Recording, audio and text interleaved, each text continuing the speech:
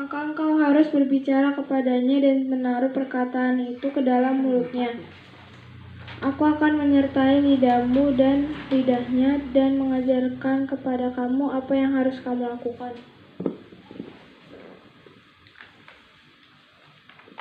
Ia harus berbicara bagimu kepada bangsa itu. Dengan demikian ia akan menjadi penyambung lidahmu dan engkau akan menjadi seperti Allah baginya. Dan bawalah tongkat ini di tanganmu, yang harus kau pakai untuk membuat tanda-tanda mukjizat.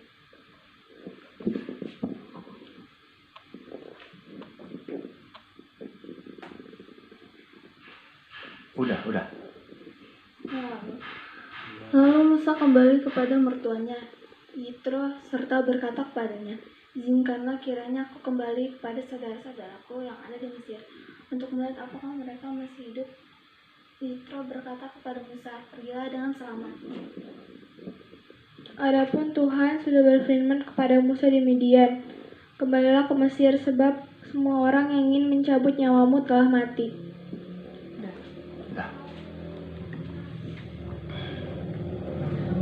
Anak-anak Tuhan yang berbahagia, yang dikasihi oleh Yesus Kristus Tuhan kita. Firman Tuhan kepada Musa dan Harun, perhatikanlah supaya Puak Kehat dan kaumnya jangan musnah binasa dari tengah-tengah kaum Lewi. Dalam perjalanan keluar dari Mesir, mereka membawa tabut perjanjian. Dan jika mereka sedang beristirahat, mereka mendirikan kemah suci, di mana di dalamnya terdapat barang-barang yang kudus, yang harus dirawat dengan baik, dengan sajian-sajian yang telah ditetapkan menurut aturan yang telah diberikan oleh Musa dan Harun. Puak Kehat yang disuruh untuk merawat barang-barang itu tidak boleh tersentuh kepada barang-barang kudus itu.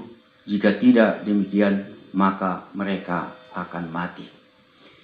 Yang harus mereka pelihara ialah tabut, meja, kandil, mezbah, dan perkakas-perkakas lainnya yang dianggap kudus. Demikianlah waktu itu bagaimana tabut suci itu harus dipelihara dengan baik. Di sana terdapat barang-barang yang sangat maha kudus, dan disitulah bersemayam roh Allah Bapa.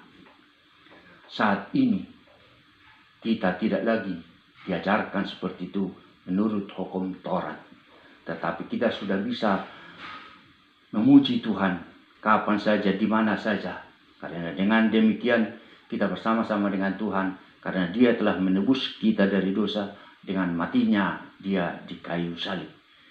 Penebusannya lah untuk kita, membuat kita tidak lagi terikat kepada tata cara yang seperti orang-orang Israel yang keluar dari Mesir dulu itu.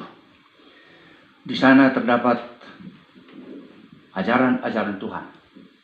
Sekarang ini kita sudah dimuliakan dengan harus mengerti dan mengikuti kasih karunia dan kasih Allah Bapa kepada kita. Telah diingatkan hukum-hukumnya.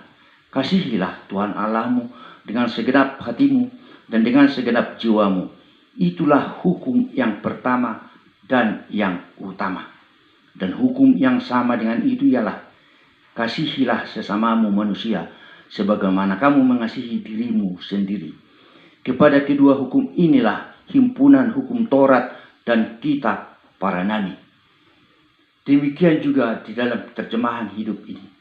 Jika engkau menghendaki orang lain berbuat baik kepadamu, maka berbuat jugalah demikian.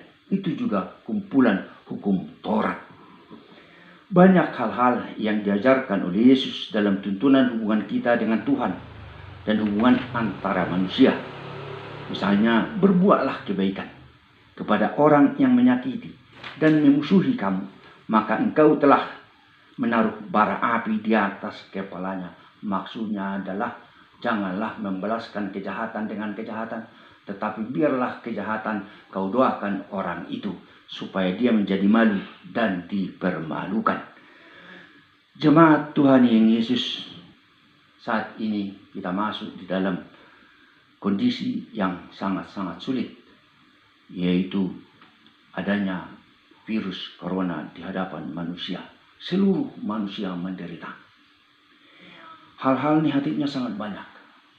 Ekonomi berantakan, pengangguran merajalela, kriminal merajalela di mana-mana. Kita tidak tahu sampai kapan. Ini adalah murka Tuhan. Maka oleh karena itu kita harus waspada di dalam diri kita masing-masing. Berserulah kita kepada Tuhan supaya musibah ini tidak terjadi kepada kita dan segeralah berakhir. Tumbuhkanlah kepada diri kita, tumbuhkanlah kepada jiwa kita roh-roh positif. Apa itu roh positif? Jangan pernah memperlakukan orang, mengumpat orang. Karena roh positif, roh negatif jangan sampai keluar dari diri kita. Kalau kita sudah marah sama orang, itu adalah roh negatif.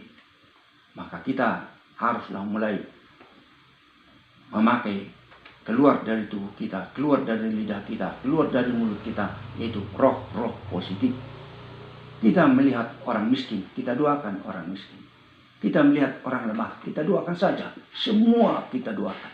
Maka kita akan mendapat roh-roh positif. Dan akan membuat kehidupan kita sampai akhir hidup kita menjadi baik. Itulah roh positif. Mulai sekarang itu, jangan keluarkan roh negatif dari diri kita, dari dirimu sendiri. Karena dengan demikian engkau akan menjadi sakit. Jangan keluarkan roh negatif dari tubuhmu, dari lidahmu, dari mulutmu.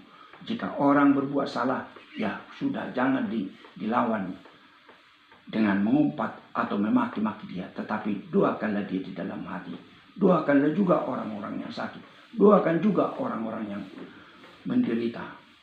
Doakan juga orang-orang keluarganya yang meninggal. Supaya kita merasa kita berada di dalam roh positif. Dan inilah kasih itu.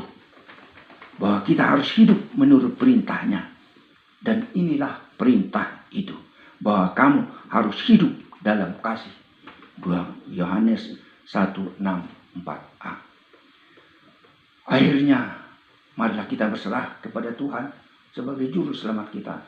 Supaya kita diberikan kedamaian hidup sehari-hari. Hidup di dalam mengarungi kehidupan yang susah ini, yang berat ini. Nama Tuhan adalah menara yang kuat. Kesanalah orang benar berlari. Dan ia menjadi selamat. Amsal 18 ayat 10. Demikian renungan kita hari ini. Semoga Tuhan selalu menyertai kita. Amin. Kita menyanyi dari Kidung Jemaat 368.